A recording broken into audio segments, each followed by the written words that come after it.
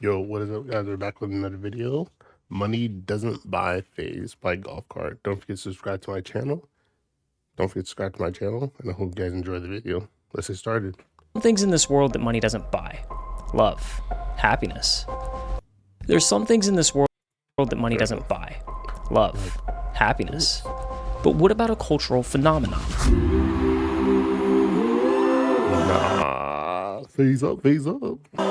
You have one chance in life to be a part of something like this. Yeah. FaZe Clan is the spark that ignited a generation, dominated the internet, united strangers, and forged an unstoppable movement.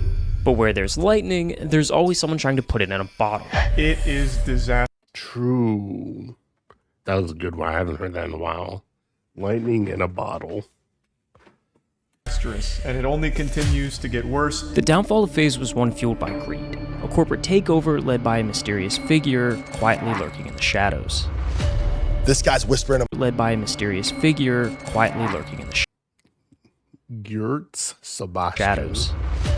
This guy's whispering in my ear like, your life's gonna change forever. You're gonna be a millionaire, this and that. A never-ending game of divide and conquer, cat and mouse. I will never be like you. I will never take a check. And it's so sad some of y'all are taking checks and deals. A revolving door of billionaires, royalty, suits with more money than God forced their way in, planted their flags, and claimed the logo as their own. But there was just one problem. Money doesn't buy FaZe. Money doesn't buy what a logo represents. True. Growing up in the early 2000s was simple. It was an era of flip phones, shopping malls, and movie rentals. But if there was one thing that stuck with me the most from my childhood, it was that those damn video games were gonna rot my brain. From finding my first diamond in Minecraft, to screen cheating in Halo, and even establishing a crippling gambling addiction at the age of 10, video games completely consumed Not the gambling addiction at the age of 10. This nigga's doing too much. into my childhood.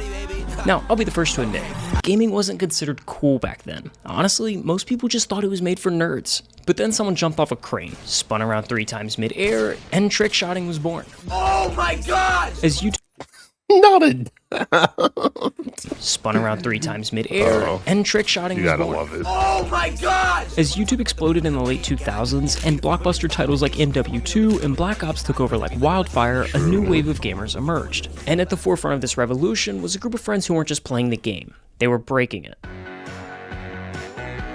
FaZe wasn't necessarily about winning matches. They were about creating moments, Oh my the kind that you God. couldn't ignore. Instead All the Black Ops 2 clips and skins. of focusing on objectives like capturing flags or planting bombs, FaZe members were in the lobby for one reason: trick shots. FaZe range. Apex. Every Okay. trick shot was a performance, and FaZe turned these performances into art. Their iconic ill cam montages sync perfectly with music, transform simple kill cams into viral phenomena. These videos weren't just highlights, they were cultural statements. And every last detail was so effortlessly perfect. When it was to like be asked to join FaZe back then, I like, cried. no contracts, no anything. Like it wasn't even a question. If you played Call of Duty during that time, your dream in life was to join FaZe. What started as 3 guys playing video games true. and making videos quickly became one of the most exclusive status symbols in all of gaming. With members across the globe and thousands dreaming of being invited, being a part of FaZe meant you were somebody. You sat at the hypothetical cool kids table of the gaming world. Now, for most, that's what it would stay. Just a random sequence of 4 letters and a gamer tag. But for a select group, they would decide to take this opportunity and run with it. What's up, guys? My name is FaZe Temper, and this is the FaZe and G Fuel House. Founding members Temper, They've been partnered with G Fuel for a hot minute over it. Like they probably partnered and then lost them, partnered and lost them. Like, bro, G Fuel just can't stay away from them. Apex, Rain, and Banks made a pivotal decision to transform Hey, Banks? Oh my God. he from looks their so passion different now. into a legitimate business. They split equity equally among themselves, each taking 25%, and began laying the foundation for what would become a viral empire. So I'm here with Richard Banks, my new roommate. They decided to take the Xbox Richard parties Banks. into real life, moving into a house together in New York. So I'm gonna be moving from California to New York. Yeah, this is not something I really planned on doing. The New York house wasn't about calculated moves. It was a natural evolution that I think just about every guy ever has gone through. And by sharing a space, they created this environment where creativity thrived, and their synergy was captured in every piece of content. Niggas They had created this 3 environment where monitors back creativity then? thrived. Oh my God, he did. Oh my God. And their synergy was captured in every piece of crazy. content. I love that so much. I love that. I love that so much, and I bet. Without even realizing it, they pioneered the content house model. Team 10, Hype House, and countless others would later replicate this formula, all creating carbon copies of this exact strategy. The content house model works so well because each person acts as a character in the other's vlogs. It's a way to cross-pollinate audiences. If one member succeeds, everyone succeeds. And my god, did FaZe Clan blow up during this era.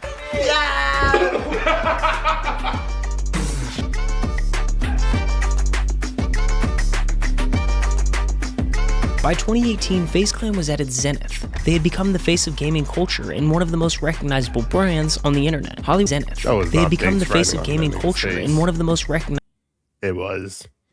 brands on the internet. Hollywood Hills mansions, supercars, sponsorship deals, and a never-ending stream of viral content painted a picture of unstoppable success. Yet, just beneath the surface, a slow poison was spreading. Lavish spending, strained relationships, and the relentless pursuit of growth masked a deeper issue. Somewhere in the shadows, a mystery man began to emerge. One of the first guys that came into the company, and I can't name names because I'll get sued, it's just annoying. Like the ESPN documentary, it's like missing the most important like how we even lost the company. Nobody talks about it. Sebastian Gertz is a businessman from Norway, who's a bit of a virtual ghost on the internet. Outside of a few inactive social media accounts, and a blog post from 2009 that claims that Sebastian was a common fake flexer at Stockholm nightclubs, there was honestly very little I could find about his personal persona. But I did notice a bit of a recurring pattern in his corporate strategy. There's dozens of registered companies under his name that filed for incorporation, and subsequently filed for bankruptcy a few years down the road. Now, in 2014, Sebastian started a company called Hubrik. Hubrik was a social media platform. This nigga is he making a fucking tracking board? Well, an investigation board. 2014, Sebastian started a company called Hubrik. Hubrik was a social media platform, one that was meant to rival Twitter to be the next Facebook. It was pitched as the next big app to dominate the internet, but instead, it was just the first domino to fall in the collapse of FaZe Clan. Just know this is personally. All statements and opinions expressed are based on publicly available sources, including court documents, news articles, and social media posts. I'm not a lawyer, financial expert, or insider. Just got on the internet piecing together a story. If you have any concerns, I encourage you to review the original sources yourself. Okay. The saga of Hubrik and FaZe Clan starts back in June of 2015, when Sebastian Gertz reached out to FaZe founder Temper to discuss how he could break into the esports industry. And shortly after, both Temper and Banks were on the next flight out to Norway. Whatever was said in those early meetings must have left an impression, because over the next several months, Banks and Temper made repeated trips back, first to Norway, then to Berlin, and then to London where Hubrik had satellite offices. Each visit seemed to solidify their connection, with Sebastian playing the perfect host, parading them around Europe, showing them the sights, and immersing them in his world. Slowly but surely, he gained their trust. And once he had it, he started planting seeds. Casual conversations turned into deep discussions about the future of FaZe, about its potential, about how it could evolve beyond trick shots and Call of Duty montages. He positioned himself as a guide, someone with the business acumen to elevate FaZe to new heights. As the months went on, the meetings became more serious. Plans were being drawn, ideas exchanged, but always behind closed doors. FaZe members would tease something big, dropping cryptic messages online about what's to come. So where are you guys going? Tell the vlog where you guys are going. Tell them about FaZe Banks' exciting trip. Oh, is it a secret? Then in January 2016, for the first time, all four of FaZe's founding members flew to Norway to meet with Sebastian. From the outside, it looked like a victory lap, an initiation into something larger. And just days later, FaZe made it official. According to Sebastian, Hubrik had invested $1.3 million in FaZe Clan to help them grow, and with that money came a new direction. The first major move? A complete rebrand. FaZe 2.0, an era that promised higher production value, bigger ambitions, and an esports push unlike anything they'd done before. I was posting some tweets about it yesterday, and we were talking about how we're changing production. Like, the production of our videos is going to immensely increase this year. And that push started with their most significant acquisition yet, the purchase of the CSGO team, a move that redefined the esports landscape and cemented FaZe as a global powerhouse. From the perspective of the FaZe guys, Sebastian was nothing short of a wizard. In a matter of just months, he had taken their wildest ambitions and turned them into reality. Securing funding, making connections, and pulling the strings behind the scenes like it was second nature. So why wouldn't they trust him? True. In early 2017, FaZe Clan had fully settled into California, and with that came a major shift. FaZe wasn't just a group of gamers anymore, it was a business. Sebastian introduced a corporate structure designed to take the pressure Adapt. Off of the founders, letting them focus on what they did best, making videos while the executives handled the rest. Leading the charge was Lee Trink, a music industry veteran best known for launching Katy Perry's career. He wasn't a gamer, but he knew how to build brands and turn cultural moments into business empires. With Trink and his team securing deals and partnerships, FaZe was scaling faster than ever. Their newly hired chief creative officer had even locked in a production deal, greenlighting 2 TV-level series in the FaZe Cast and FaZe Full Throttle. But there was just one problem. Money. The $1.3 million from Kubrick was running out fast. Sebastian needed a new investor. Michael Stang Treschow, son of Millie Marie Treschow and the 7th-generation heir to the Treschow family fortune, with a $4 billion net worth in 2020, chairman of the Norwegian conglomerate Treschow Fritzo, living in the single largest private residence in the entire country of Norway, and the car collection of all of our dreams. By all means, Michael Treschow is him. Oh. That's very interesting. A new player has joined the lobby. According to a few Norwegian-based blog sites that I've loosely translated into English, Gertz and Treschow actually seem to go way back. I couldn't pinpoint exactly when or where they met, but in the spring of 2017, Sebastian began pitching Treschow on the future of the internet. Kubrick. And the pitch looked something like this. In a lawsuit filed in 2018, Treschow alleged that Gertz provided him with a pitch deck, one that outlined the capabilities of this app, such as online shopping, the ability to book events and travel, and even downloading and watching movies produced by Kubrick's partners, Warner Brothers, Sony Pictures, Paramount, and even Fox. The app was to be state-of-the-art. The technology that it was built upon was worth tens of millions of dollars. Even with no active users, if they sold, they'd still sell at a profit. And Treschow bit, signing a check for $2.115 million on the spot.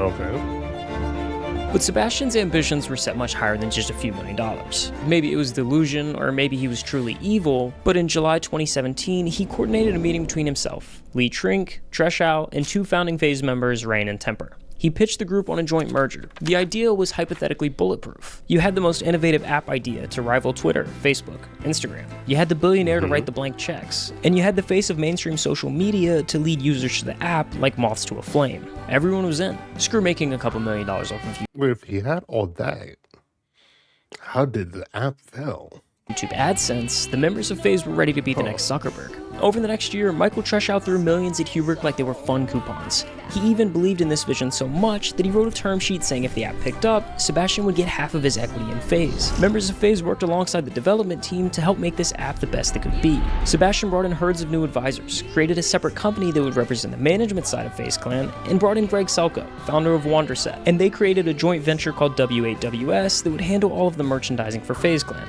FaZe Clan was at their pinnacle. Views were at an all-time high, and merch was selling like a god church.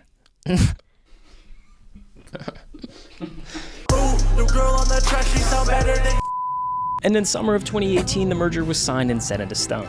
Banks, Temper, Apex, and Rain turned in their share of FaZe, and Return received shares of Kubrick. The offices were conjoined, bank accounts were shared, everything was operating under one roof. And that's when everything went straight to f***ing shit. Life goes up and down, and the world can be a dark, sad place sometimes. You guys are responsible for bringing light into your own bubble. You keep that up. I've been fighting and grinding hard too, and yesterday we wrapped up the last funding also. So next month we take over absolute all operations. The start has been great, but it's just the beginning.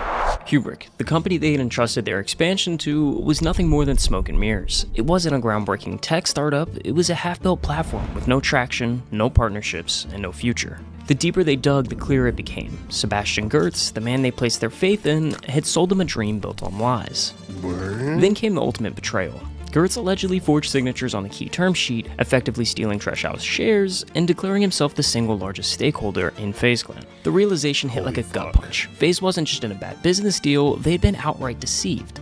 What followed was nothing short of a corporate coup. One by one, those who had once stood by Gertz turned against him. FaZe's leadership, its investors, even the executives he had installed, all joined forces to push him out. And when they did, it wasn't a quiet departure, it was a total eradication. Reports surfaced of FaZe members storming Kubrick offices, shutting down systems, changing passwords, freezing bank accounts, seizing back control of what was theirs. The House of Changing Passwords,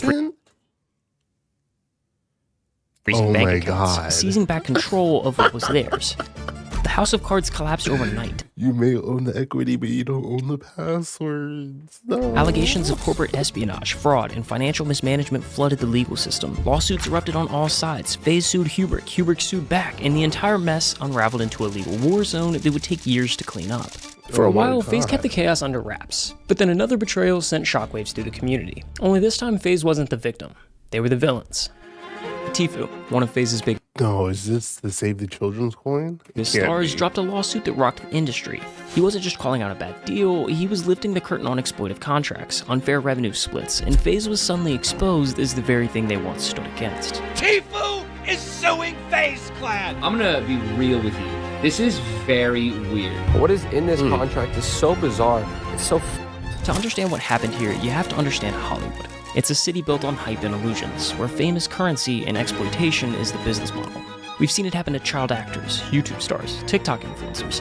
Young talent gets plucked from obscurity, handed a contract, and before they know it, they don't own a single thing. FaZe was supposed to be different, but Turner's lawsuit shattered that facade. The brand was hemorrhaging trust. Despite Hubert's deception about their app's viability, FaZe settled the debacle outside of court, conceding 15% of the company's equity to Sebastian.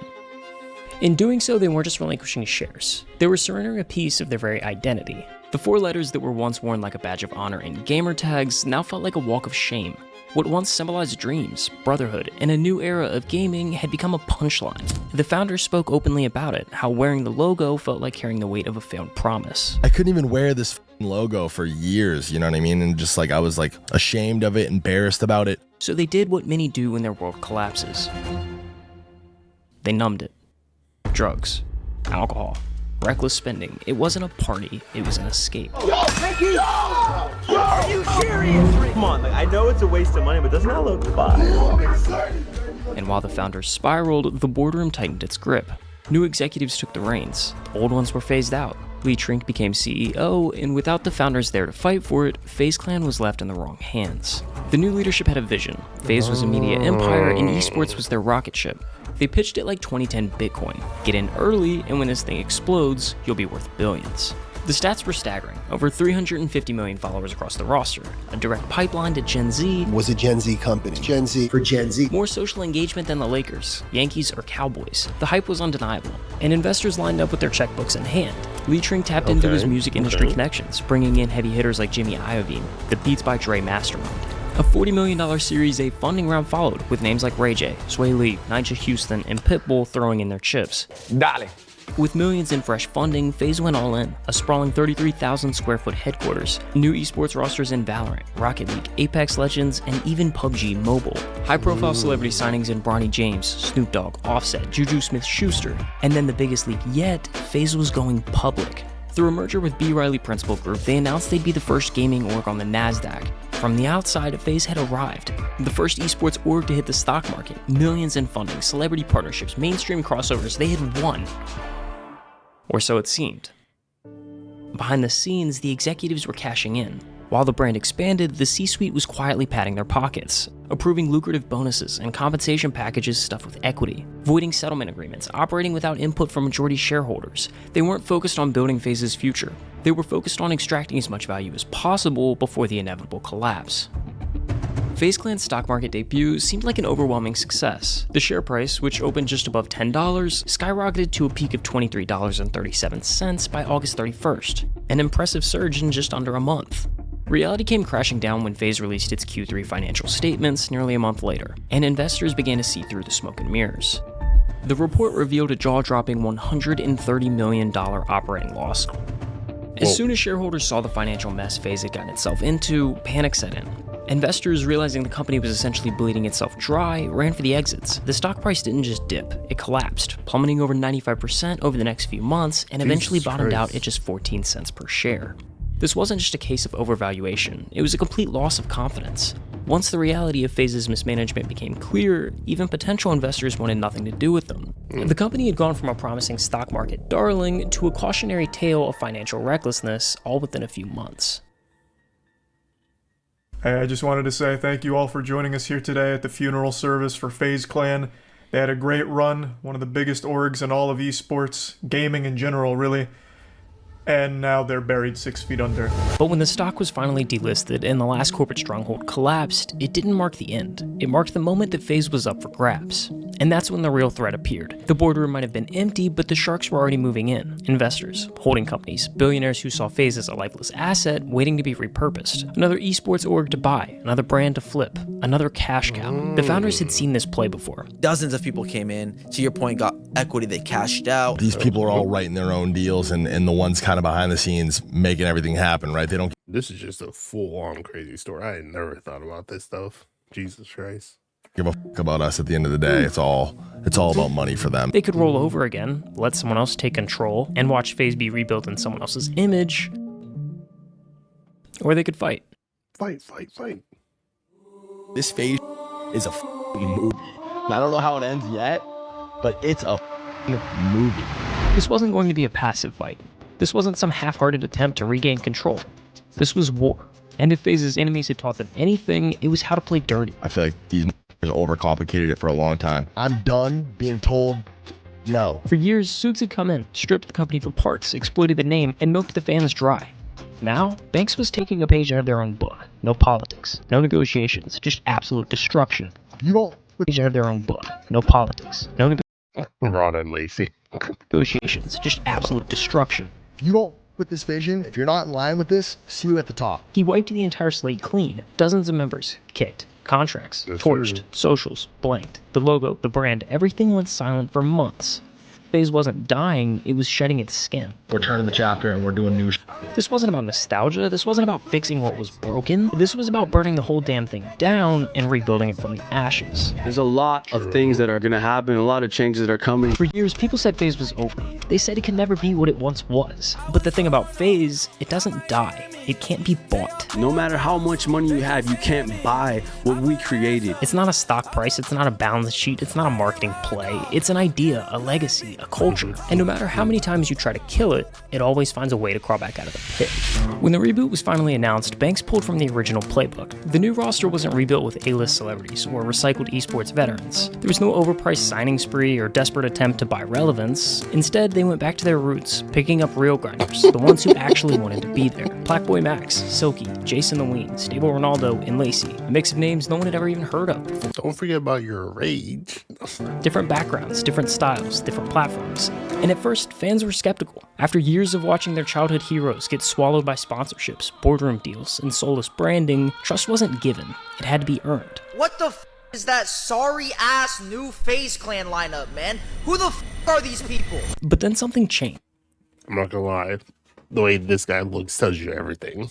Ass new FaZe Clan lineup, man. Who the f are these people? But then something changed. The streams continued to roll in, and month-long subathons blurred the line between entertainment and obsession. Viral clips dominated every algorithm. A content machine began running hotter, faster, and hungrier than anything FaZe had touched in years. With the numbers skyrocketing and a new fan base growing, suddenly it all felt real again. Not a marketing ploy, not a nostalgia trip, just a group of creators who actually loved this who weren't here for a paycheck, weren't here to coast off of the name, but were here to build something real. Yeah, thank you. Thank you for the 50 C-Dog. Jason, I got you a taco! Yo, I'm not gonna lie, I watched that subathon. It was unreal.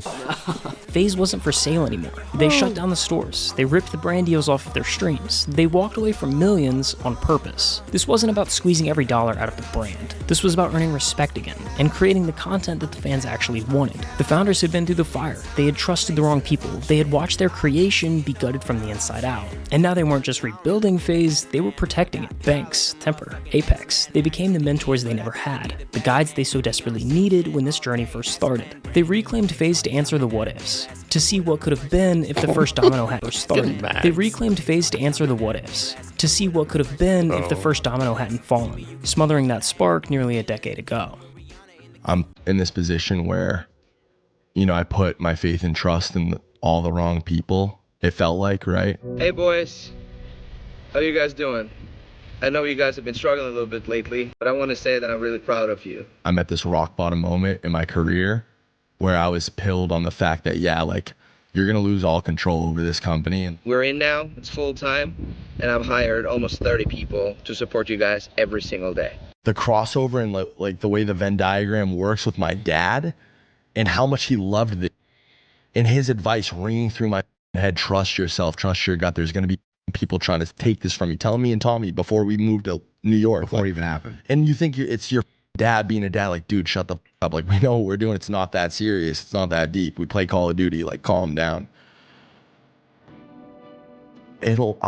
I'll never be able to fully come to terms with the fact that, like, that's the note that my dad had to leave on, was seeing, like, me in that tough spot, because he saw it. You know what I'm saying? It's horrible. Like, it's something that I'll never fully be able to, like, make sense. You know what I mean? But it was his favorite thing that's ever been created. And that's kind of what I'm doing it for. You know what I mean? Yeah. But that's what matters. The we're talking about right now, that is what matters. Like you said, it's what you leave behind. It's like, if I could help one kid accomplish that with his dad. You want to say hi to my dad? Hey! Papa, how are we? Like, you know what I mean? Not to get like, Papa, how are we? Super like poetic or cliche about it, but like, that is all I want. Like, that's all that I want for the rest of my life. Your son is 20 out of 10. He is the best. He's one of the best people I've ever met my whole life. You did an amazing job. Thank you. I love you. I love you, man. And I'll never not trust myself again. I'll never allow myself to get that close to somebody who doesn't give a f about. Damn, I keep reading how fat Lacey was, bro. Like, it's impressive him losing weight. Me, or doesn't have the same vision, priorities, values as me. Ever again. I'll never allow it to happen. Ever again. Subscribe.